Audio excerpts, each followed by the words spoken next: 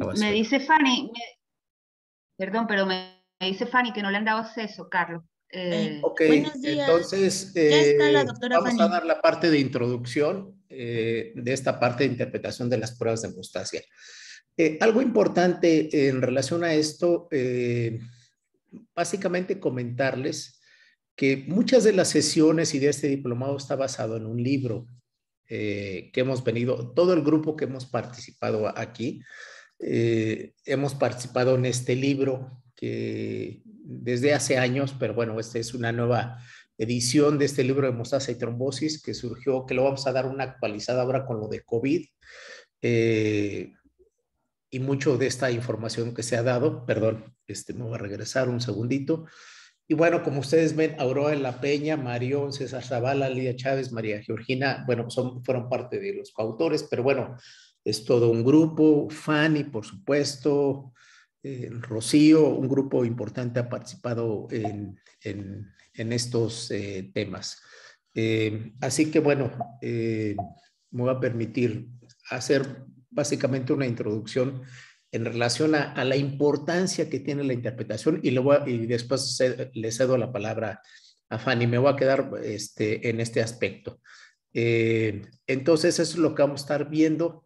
Y bueno, parte de lo que dice el capítulo, no voy a hacer una copia del capítulo del libro, pero bueno, las pruebas de hemostasia y trombosis, porque bueno, habitualmente nosotros nos abocamos mucho a la tendencia hemorrágica, pero no nos olvidemos que también como parte de la historia del estudio de la hemostasia es también ver integralmente un paciente, tanto el riesgo hemorrágico, que es muy importante, por supuesto, como el riesgo trombótico, incluso para el paciente que va a ser sometido a cirugía. Habitualmente, convencionalmente y por años y por décadas, siempre se piensa hacer pruebas para el riesgo hemorrágico y que es muy valioso, por supuesto, pero se nos olvida que el paciente también al ser sometido a una cirugía tiene un riesgo trombogénico y hay que tomarlo en cuenta en ese sentido. Entonces es importante, por lo tanto, el énfasis en una historia clínica que nos permita establecer qué parámetros hacia dónde vamos a dirigir ese estudio. Si es un paciente de más de 55 años, diabético, obeso, hipertenso, que a lo mejor va a ser operado de una colecistectomía, por ejemplo, ¿no? No una cirugía complicada, pero que necesita una colecistectomía. Entonces, bueno, dices, ese paciente cumple muchos criterios que en su momento los vamos a valorar, pues para hacer más que valorar el riesgo hemorrágico, yo me preocuparía más por el riesgo trombogénico. Entonces, es lo que me permite hacer la evaluación. Claro que de todas maneras le hago las pruebas convencionales, las pruebas de escrutinio, y con base a eso, pues yo voy a poder determinar el riesgo para uno o para otro, la clínica más el punto que vamos a dar importante, el laboratorio. Recordemos que parte de la función de la hemostasia y en especial de la coagulación, donde interaccionan factores de coagulación que son los protagonistas, la formación de fibrina, es detener una hemorragia. Pero también el otro objetivo, recordemos y que no se nos olvide, es mantener la sangre fluida dentro de los vasos, es decir, que la sangre cumpla su función, no haya extravasación, pero tampoco exista la contraparte, que exista trombosis y ejerza el taponamiento de un vaso sanguíneo y que esto pueda llevar a la muerte del paciente. Tanto un problema hemorrágico severo como un problema hemorrágico severo también llevan a la muerte al paciente. Entonces es muy importante que lo consideremos en este aspecto. Entonces tenemos que considerar, por lo tanto, que la hemostasia es un sistema biológico de defensa. Objetivo, mantener la hemostasia en estado líquido, que no se nos olvide. Y para eso creo que nuevamente es un recordatorio, le hemos estado enfatizando que la hemostasia es hemostasia primaria, hemostasia secundaria. No son sistemas separados, se los comenté desde la primera ocasión. Son sistemas que trabajan en conjunto y en paralelo, pero bueno, si bien es cierto, la primera interacción es endotelio, plaquetas, von Willebrand, colágena, fibronectina y otros glucoreceptores que participan, bueno, forman este tapón que es indispensable. Y los factores de coagulación como los protagonistas de la hemostasia secundaria de coagulación actúan en paralelo. Es muy importante considerar que tienen, si bien es cierto, a veces dividir sistemas parece como si trabajaran diferentes, pero ojo, trabajan de manera simultánea. pero resulta útil. Por ejemplo, ayer que se vio la sesión de hemostasia primaria, pues de las pruebas, bueno, pues hay unas pruebas específicas para evaluar hemostasia primaria, hay pruebas más específicas para evaluar hemostasia secundaria. Los pacientes con trastornos de hemostasia primaria tienen un comportamiento clínico, que eso es muy importante desde el punto de vista hemorrágico, tienen púrpura. Los pacientes con un trastorno de hemostasia secundaria de coagulación tienen otro comportamiento clínico, hematomas, hemartrosis, aunque hay padecimientos que se pueden imbricar, como pueden ser algunos defectos fibrinolíticos, algunos defectos como von Willebrand o trastornos en hepatopatías, ¿no? Entonces, sí es útil en ese sentido, bueno, bajo la premisa de estudiar a los pacientes. Este es el objetivo, se los he puesto y se los voy a seguir colocando, es mantener la sangre en estado líquido. Se debe, bueno, pues convencionalmente hemostasia primaria y hemostasia secundaria. Hemostasia primaria, endotelio en plaquetas y, bueno, un montón de elementos que ya los hemos referido cuando estudiamos la fisiología. Hemostasia secundaria, asimismo, también factor tisular como el gran iniciador, de acuerdo al modelo celular, factores de coagulación. Y algunos llaman, pues, la participación del sistema de regulación como un protagonista también importante que permite que la sangre se mantenga en estado líquido. Es decir, que una vez que se lleva a cabo este proceso de obturación de un daño en un vaso sanguíneo, pues sea de manera regulada, equilibrada, para que permita nuevamente el flujo sanguíneo. Ahora que estamos viendo el tema del laboratorio, bueno, pues evidentemente lo que voy a hacer en una toma de muestra es puncionar efectivamente un vaso sanguíneo. Evidentemente esto genera un daño. Hay que estar conscientes que al yo puncionar un vaso sanguíneo voy a liberar factor tisular que forma parte integral no solamente de la célula endotelial, sino de los monocitos, perdón, y de los monocitos. Entonces es importante considerar que pues esto puede generar un factor para que se lleve a cabo la activación. Por lo tanto, es importante considerar que la toma de muestra, en la medida de lo posible, por supuesto, tiene que ser lo más limpio posible para impedir que se libere en exceso factor tisular y factores de coagulación y pueda darme una prueba pues no tan real como sería lo posible. O también, por ejemplo, si yo hago un ajuste extremo, que ya no lo mencionarán, pues voy a, en esa zona donde hago la compresión con la ligadura, voy a ejercer un estado de hipoxia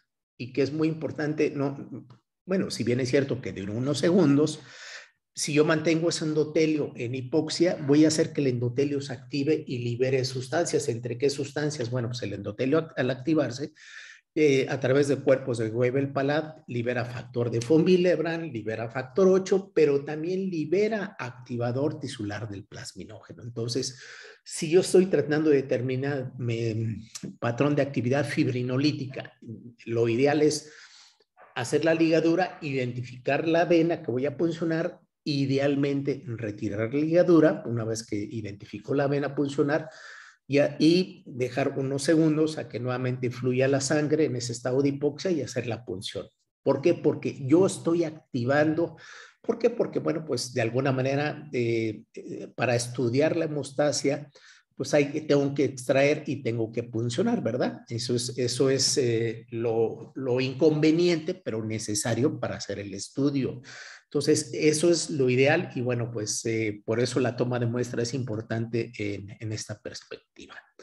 Entonces, recordemos que, bueno, pues al final se va a detener con la formación del coágulo. ¿Cómo se estudia la hemostasia? Bueno, yo voy a dar más el punto de vista clínico para ceder la palabra al tema que viene, ya lo que habló Marión, ¿no? Bueno, ¿yo qué hago como clínico o qué hacemos los clínicos cuando nos llega un paciente para estudio, ¿no? El abordaje clínico, pues yo implica que tengo que hacer un interrogatorio al paciente a través de la historia clínica, cuál es el tipo de comportamiento que tiene, los antecedentes familiares, hay o no antecedentes hemorrágicos, mamá, papá, hermanos, tíos, abuelos, porque si es hemofilia, pues si el paciente viene, tengo que preguntarle si tiene primos por parte de la mamá, hermanos de la mamá, porque recordemos por el tipo de herencia, en ese sentido, es importante para ir ubicando cómo se comporta. Dice, bueno, es una hemofilia, pero si no hay ese patrón relacionado a la herencia genética, puede ser una enfermedad de von Willebrand, por ejemplo, que es autosómica, o otros trastornos que también son trastornos autosómicos. Entonces, la historia familiar es muy importante, saber si hay o no antecedentes, ¿no? Y también la edad de inicio. No es lo mismo que yo esté revisando a un niño o un adolescente, como bien ayer decía Marión, un adulto que me llega de 55, 60 años y es su primer evento trombótico, pues tener una deficiencia hereditaria de proteína C, ok, en medicina nada está escrito. Pero dices, cuando menos ese paciente llega a los 60 años y si tiene una deficiencia de proteína C heterocigota hereditaria, pues cuando menos tiene que haber en su antecedente 2, 3 trombosis previas. Entonces, alguien que llega a los 55, 60 años con trombosis, pues difícilmente va a ser una, no imposible, aclaro. Pero digo, en principio no es lo que yo debo de pensar. Igual que un trastorno hemorrágico, si me llega a los 60 años, pues no voy a pensar en algo hereditario en principio. Hay que irnos por lo más común, ¿no? Y con base también al antecedente genético, si en la familia ha habido antecedentes de trombosis. También los antecedentes personales del paciente. Si tiene antecedentes, la mejor manera de evaluar la hemostasia, recuerden esto, es someter la hemostasia en vivo. ¿Cómo?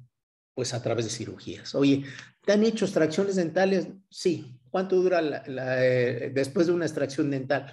No, pues que dura unos minutos y totalmente sella. O a veces pasa con pacientes que tienen antecedentes hemorrágicos, sangrados después de extracciones dentales, sí, lo normal. Bueno, ¿cuánto es lo normal para ti? Dice 1 a 2 días. Eso no es normal, pero como él siempre sangra así, es normal. Entonces, no nos quedemos con un concepto de normalidad. Entonces tenemos que decir, a ver, 2 días sangrando, eso no es normal. Entonces hay que interrogar esa historia.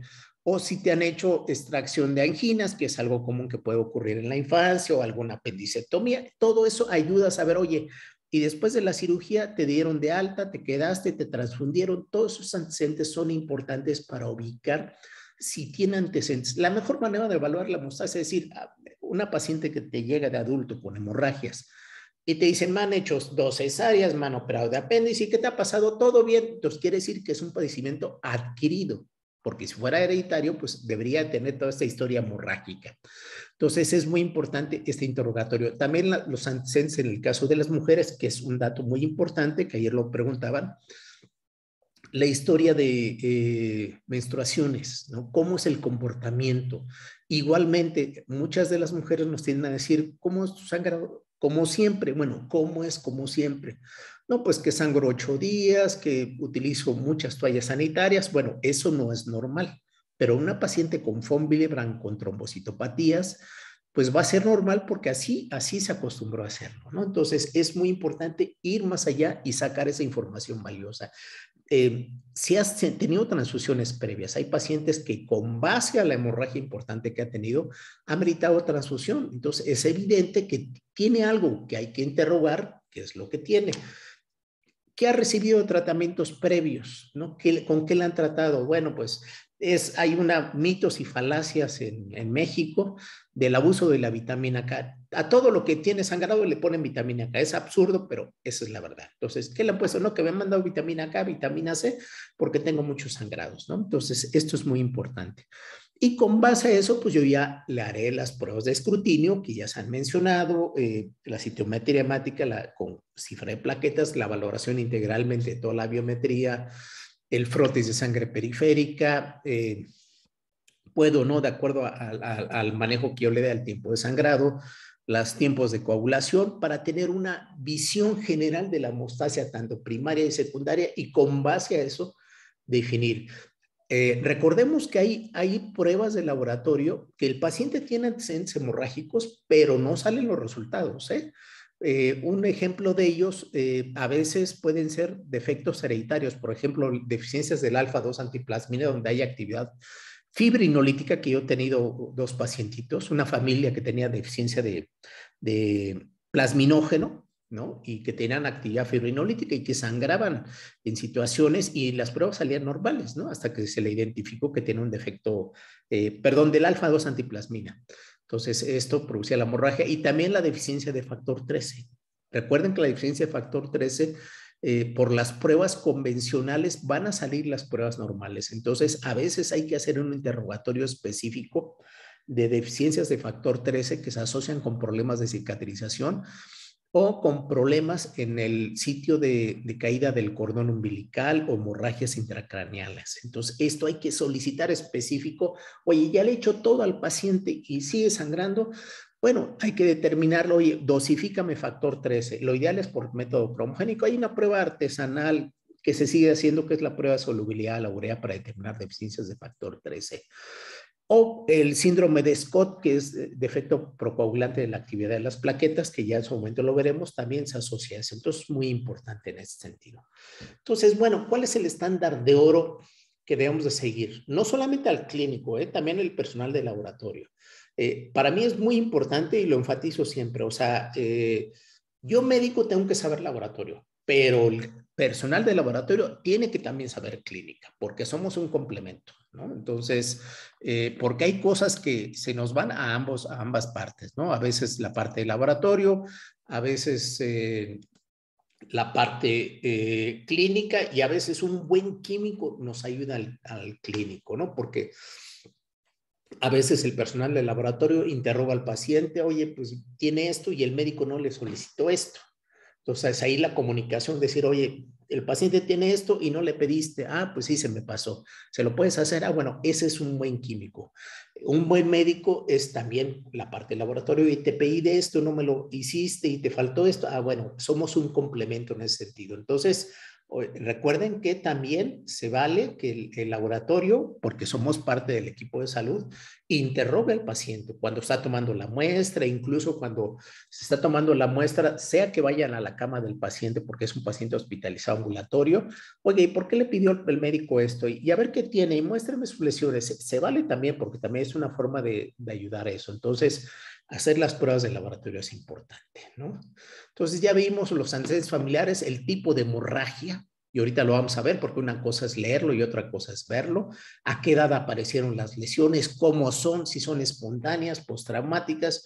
Oye, tengo un moretón. Pues sí, tuve un golpe. Bueno, pues depende de la magnitud, porque bueno, pues si nos golpeamos, a todos nos aparece una equimosis. Entonces, y si tiene ingesta de medicamentos, a mí me ha tocado pacientes que me refieren por epistaxis persistente, pero el paciente tiene una lista como de 10 medicamentos, que tiene polifarmacia, como se llama, y que tiene antiagregantes, que me ha tocado pacientes que incluso están con acenocomarina y no están controlados. Entonces, el motivo del sangrado es porque están sobredosificados. Entonces, es muy importante también la ingesta de medicamentos. Hay algunos medicamentos que incluso producen trombocitopenia. La ranitidina, por ejemplo, muchos medicamentos pueden producir trombocitopenia. En condiciones ideales, se puede decir, suspenda todos los medicamentos para evaluar si algún medicamento está produciendo la trombocitopenia, ¿no?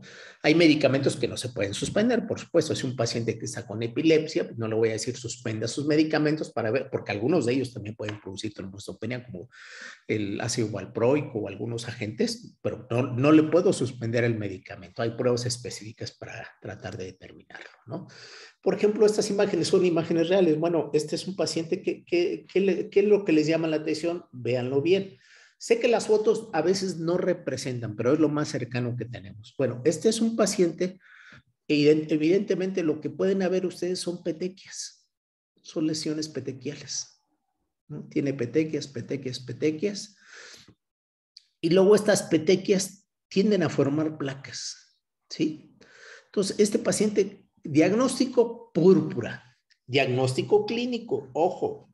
Entonces, este paciente tiene una púrpura, inmediatamente si tiene púrpura, tiene un defecto de hemostasia primaria. ¿Qué puede ser? Puede ser una púrpura vascular, puede ser una púrpura trombocitopática, puede ser una púrpura trombocitopénica, digo, aunque el término correcto es trombocitopenia inmune primaria, ya cuando tiene púrpura, bueno, sí se vale tenerlo. Recuerden que el término púrpura es un concepto clínico.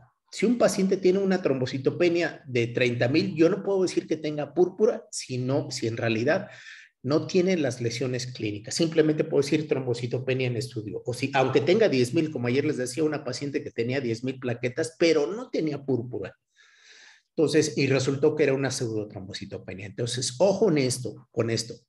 Púrpura es un concepto clínico. Entonces, en este sentido, yo digo es una púrpura seca, porque es solamente en piel. Entonces, habría que hacer el interrogatorio, si es en piernas, si es localizado solamente en ascendente, si es en tobillos, piernas, muslos, cadera, va ascendiendo, puede ser una púrpura vascular, una púrpura anafilactoide. Pero si es diseminada o generalizada, pues puede ser a lo mejor una púrpura secundaria, una trombocitopenia u otro defecto. Entonces, ojo, un defecto de hemostasia primaria. Entonces, en automático ya voy pensando hacia dónde dirigir mis sospechas diagnósticas. Esto es muy importante. Por ejemplo, este paciente tiene un hematoma, ¿no? Tiene una gran zona de quimosis, pero habría que palparlo. Sé que es muy difícil en una fotografía, ¿no? Por la imagen, pero es un paciente que tiene un hematoma y que tiene hemofilia. Si ustedes lo ven, el tipo de comportamiento hemorrágico es diferente. Entonces, en automático yo estoy pensando, a este paciente que le voy a pedir, bueno, le voy a pedir, independientemente de las pruebas de escrutinio, pues les voy a pedir tiempos de coagulación y le voy a pedir al laboratorio que me dosifique, si no sé qué tipo de hemofilia es, primero factor 8 y sale normal factor 9, porque puede ser una hemofilia tipo B. O este pacientito que tiene una hematoma en el piso de la boca, una sublingual, por una infección respiratoria, es importante visualizarlo. Este es un hematoma. Se ve comúnmente en pacientes con trastornos coagulopatías, en el caso de una hemofilia. Y ojo, porque estos pacientes pueden hacer, se extiende el hematoma en todo el piso de la boca. Entonces es muy importante identificarlo y con base a eso, pues lo más importante es hacer pruebas de coagulación, incluso de fibrinólisis. Es muy diferente el comportamiento que tiene un paciente que tiene púrpura húmeda, que tiene puntos hemorrágicos en cavidad oral, que es otro punto que hay que seguir valorando, ¿no? Y este es un ejemplo de un paciente, claro que tiene zonas de equimosis, tiene petequias, pero lo que llama la atención es un paciente que tiene, como viene aquí, ¿no? Que tiene cirrosis hepática y que tiene hemorragia en capa. Esta hemorragia en capa es por actividad fibrinolítica, porque se está lisando el coágulo y no permite que cicatrice perfectamente. Y sigue sangrando, que no se forme el coágulo. Esto le llamamos sangrado en capa, ¿no? Es muy importante que lo identifiquemos. Pacientes hospitalizados, posoperados o pacientes después de extracciones dentales que siguen sangrando porque tienen una actividad fibrinolítica. Entonces, ojo, por eso es muy importante la visualización clínica y el comportamiento clínico que tienen los pacientes. Por ejemplo, este es otro paciente, igual del hospital, ¿no? Que tiene hematomas, vean, una zona equimótica y palpar, y tiene una zona de induración que implica que es un hematoma en automático. Digo, es un problema de hemostasia secundaria. Entonces, obvio que puede ser pues factor 8, factor 9 o algún otro defecto de la coagulación, ¿sí? Por ejemplo, este es un paciente recientemente ingresado al Hospital General de México, que llegó y bueno, vean la lesión. Es una gran zona de hematoma, ¿sí? ¿Hasta dónde se extiende? Es un paciente con hemofilia, es un paciente que tiene un hematoma, ¿sí? Entonces, evidentemente es un paciente con hemofilia, ya conocido, pero de todas maneras, cada hemorragia hay que volver a saber que tiene la extensión y bueno, pues pruebas de coagulación, dosificar factores y igualmente saber si tiene un inhibidor, ¿no? Que son aloanticuerpos contra en algún momento haber sido infundido, ¿de acuerdo? Este es un paciente igualmente que tiene un hematoma, ¿no? Sí, dice uno, tiene una equimosis, pero bueno, hay que palparlo, ¿no? La fotografía no permite palpar y visualizarlo en tercera dimensión, pero es un hematoma, es un paciente que tiene un trastorno de hemostasia secundaria. Por eso les digo que es importante la valoración clínica en este aspecto. Por ejemplo, esta paciente, yo he tenido varios pacientes con una telangiectasia hemorrágica hereditaria, pero bueno, esta la tomé porque es muy característica, ¿no? Son lesiones peribucales, ¿no? Y esta es una púrpura vascular. Entonces, si yo médico no me acerco a ver al paciente, ¿no? Y ahora protegidos hay que pedirle al paciente que se retire el cubrebocas para ver si tiene estas lesiones. Son pacientes que tienen hemorragias continuas por mucosas, particularmente en cavidad oral y tubo digestivo. Entonces, es una telangiectasia hemorrágica. Esta fotografía sé que es impactante, pero esta es una paciente que me tocó hace, yo creo, 15 años, que llegó como una trombocitopenia inmune primaria. Le hicieron una punción de médula ósea y se le hizo todo esto. Una semana después de que le hicieron un aspirado de médula ósea, llegó con todo esto. Tenía 20,000 plaquetas, paciente de más de 65 años, se le hizo el aspirado para descartar algún otro padecimiento y se hizo todo esto. Ahora, llama la atención, a mí yo cuando lo vi dije, bueno, esto no es normal, ¿no? Un paciente con una trombosis, tenemos pacientes con 1,000 de plaquetas y le hacemos continuamente aspirados porque tienen leucemias, porque tienen mielodisplasias, anemias aplásicas y nunca pasa esto. Bueno, en este caso sucedió algo y no es porque haya sido una mala toma de aspirado de médula ósea, le hicieron el aspirado y es una paciente que tuvo después confirmado, tiene una trombocitopenia secundaria, una cirrosis hepática y con una gran actividad fibrinolítica donde tenía defectos en la coagulación. Entonces, esta no es púrpura. Realmente lo que hizo la paciente es una gran hematoma.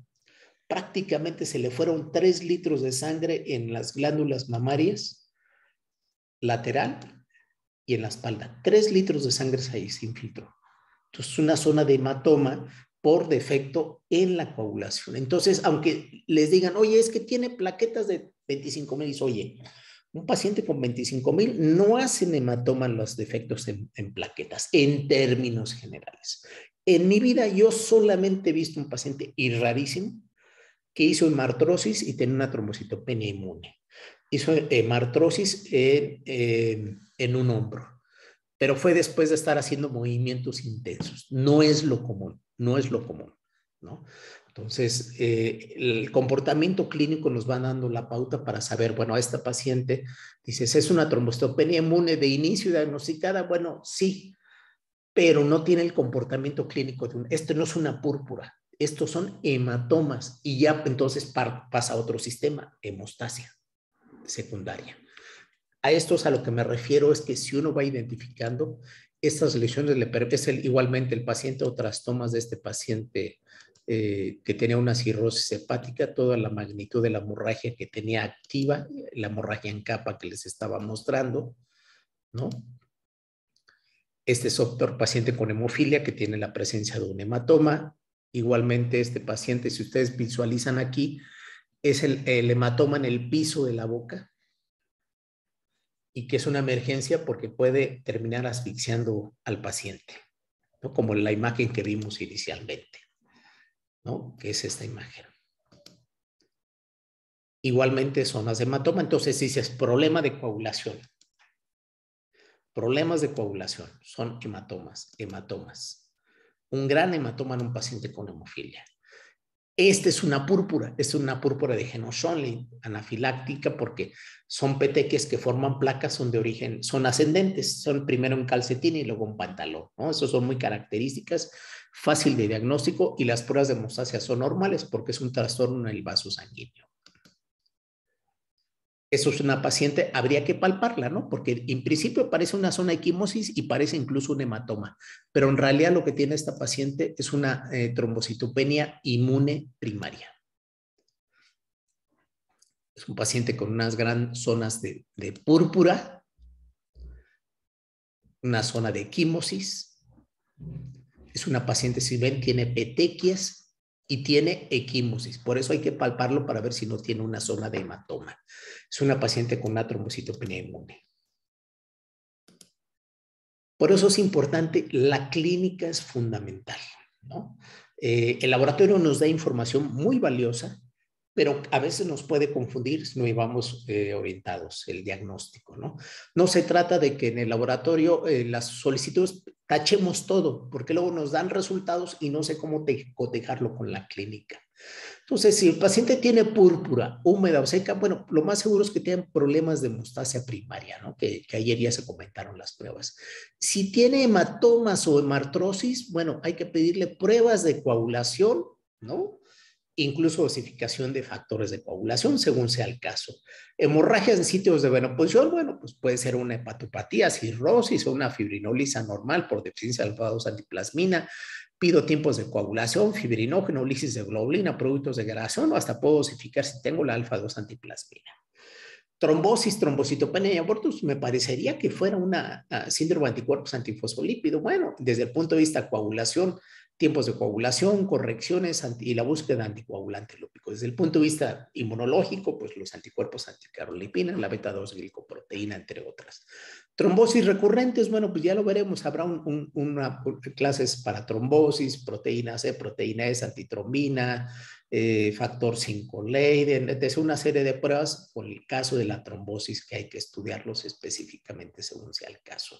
Pero recordemos que los pacientes no solamente vienen y solamente tienen trastornos hemorrágicos, a veces van acompañados de otros signos y síntomas. Si el paciente tiene ictericia, pues a lo mejor es una anemia hemolítica o tiene un síndrome de Fisher-Evans, es decir, tiene una anemia hemolítica más trombocitopenia, entonces puede tener anemia hemolítica más púrpura. O a lo mejor es una hepatopatía, o a lo mejor es un paciente con leucemia que tiene infiltración hepática y tiene trombocitopenia y tiene púrpura. Entonces, recordemos que no van solas a veces los síntomas, ¿no?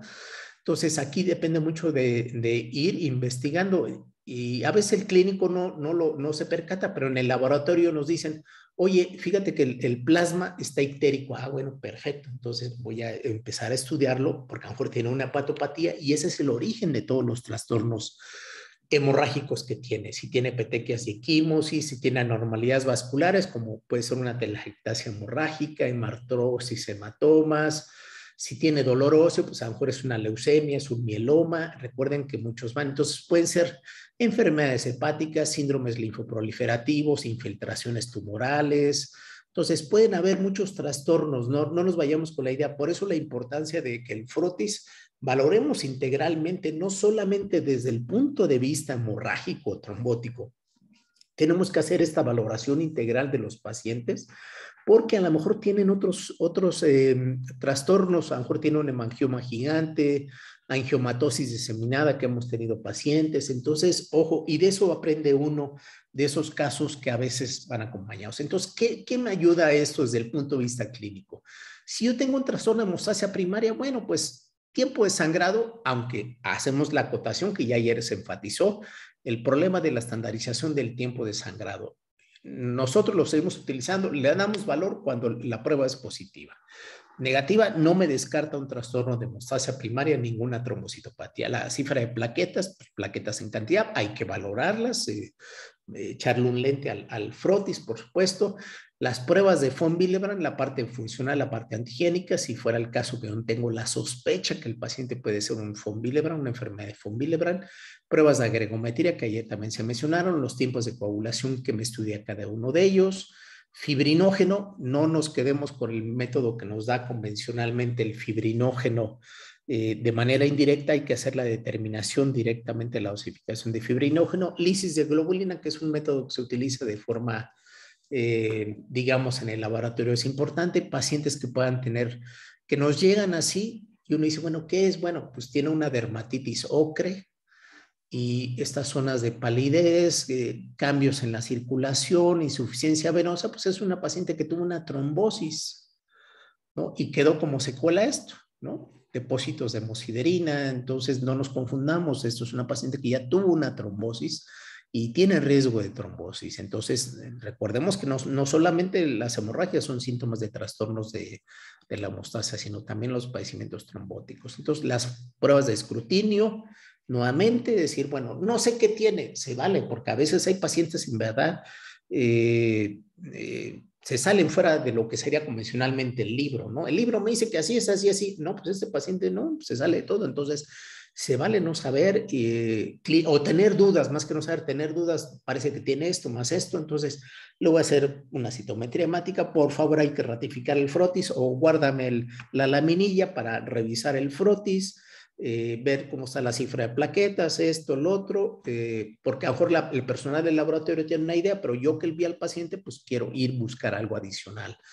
Los tiempos de coagulación, por supuesto, es importante evaluarlos.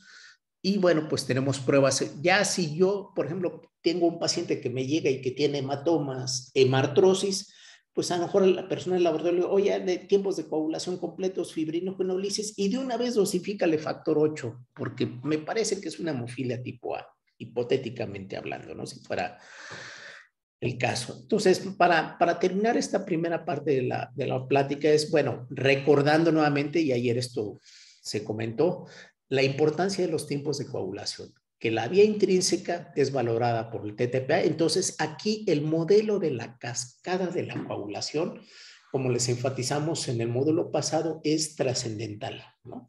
Entonces, el modelo de la cascada lo utilizamos para la valoración de tiempos de coagulación in vitro, son estudios in vitro.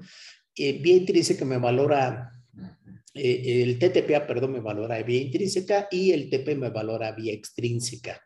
Quiere decir, por lo tanto, que los dos me valoran la vía común, ¿no? Recuerden que la cascada de la coagulación es una Y, donde un brazo es más largo y otro es más pequeño, que es la vía extrínseca.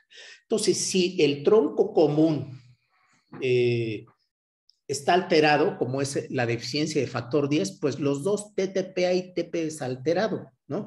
Digo, más que pensar que tenga deficiencia de factor 7 y de 9, por ejemplo, pues lo más común es que yo piense que es un defecto, que puede ser deficiencia de factor 10 de 5 o de factor 2, lo que me puede producir que el paciente tenga persistentemente alterado deficiencia de TTPA y de TP, ¿no? Ahora, que nada más tiene el TP prolongado, bueno, pues a lo mejor es una deficiencia de factor 7, ¿no? Simplemente como ejemplo general, aunque ayer se hablaron de muchas de las posibilidades. ¿Que tiene TTPA prolongado? Pues pueden ser, perdón, desde el punto de vista laboratorio, trastornos de todos estos factores, pero recordemos que factor 8 produce mucho componente hemorrágico, igual que la deficiencia de factor 9 hemofilia B. Factor 11, sangran después de eventos quirúrgicos, después de situaciones extremas, pueden producir sangrado, y deficiencias de factor 12 produce trombosis. Entonces, ahí yo tendría esta diferencia importante. Entonces, TTPA y TP puede tener defectos en la vía común. ¿Y qué me valora el tiempo de trombina? Que es una pregunta que luego confunde mucho a los médicos. El TT, todo el mundo piensa, es que me valora vía común. No, la vía común lo valora TTPA y TP. Tiempo de trombina, yo le estoy haciendo es agregar directamente la trombina al reactivo. Entonces, únicamente hago que pase, yo le estoy haciendo, el tiempo de trombina se basa en esto, en que de manera exógena a la muestra le pongo este reactivo, trombina. Entonces, ¿qué hace? Va a hacer que pase de fibrinógeno a fibrina. Y si sale alterado es porque está mal porque está disminuido, porque el paciente tiene una hipofibrinogénemia, tiene una disfibrinogénemia o tiene una afibrinogénemia. ¿De acuerdo? Y si tiene defectos en la polimerización de la fibrina, pues puede ser un defecto fibrinolítico o que tenga deficiencia de factor 13 y que produzca hemorragias. Entonces, con esta imagen nos vamos a quedar para dar paso a los siguientes temas que vamos a tener. Y yo quiero concluir simplemente enfatizando la importancia que tiene la evaluación clínica, la correlación, porque el laboratorio me puede dar mucha información, por supuesto, pero si no hago el cotejo con la evaluación clínica, me voy a quedar simplemente con sospechas diagnósticas y viceversa. Yo puedo quedarme con una sospecha clínica de que tiene esto y necesito laboratorio también para determinar cuál es la posibilidad diagnóstica que tenga este paciente. Así que